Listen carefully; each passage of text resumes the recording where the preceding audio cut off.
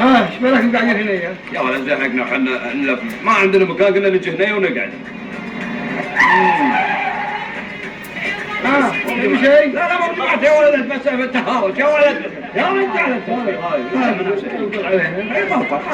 انا عجزت من الصبح وانا ادوج افرفر. رحت بيت جدتي، رحت بيت جدي، رحت بيت خوالي عمامي، حركت رحت المباركيه وجيت هنا عاد قلت اشوف القاكم ولا لا، والحمد لله اني لقيتكم. والله يا ولد حظك انت، احنا ودنا ندوج، استفقنا يا اخوك، عسى ما دوجنا لفتين ولا تجينا ترى يسحب في السيايير ومخالفات علينا، زعجنا يا ولد.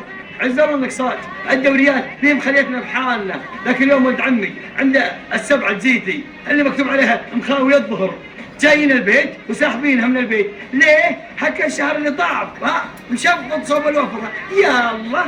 تدرون شلون؟ تبون تستانسون؟ ودنا يا ولد، والله ودنا يا ولد، ودنا، بس شلون؟ علمنا بالافكار. الحل عندي وانا ابو عياد راعي التسيت. يا ولد وش تجور علينا يا ابو تسيت؟ يا ولد زعقنا من وجيه بعض، علمنا. بكره تمارو الوناسه عندي. قل يا اخوي تراك شوقتنا يا اخي.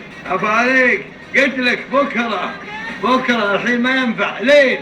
بكره وبكره والله يا ولد شوف اي تلقى هذا هذا بكره اي لناظره لقريب. تكفى يا ولد، تكفى يا ولد، ابيها منك يا هايف، تكفى يا ولد. لا تقول تكفى لا تقول تكفى. تكفى يا ولد، تكفى لا تقول تكفى. لا تكفى يا ولد لا تقول تكفى. ارحم الله والديك، لا تقول تكفى. ليه لا تقول تكفى. ليه والله لا تعسكم بس لا تقولون تكفى يا ولد تكفى. ليه ما نقول تكفى؟ تقول خلاص ازهلها. زلها ابشر بعزك وانا هايف ولد ابو هايف. لا تقول تكفى يا ولد، لا تقول تكفى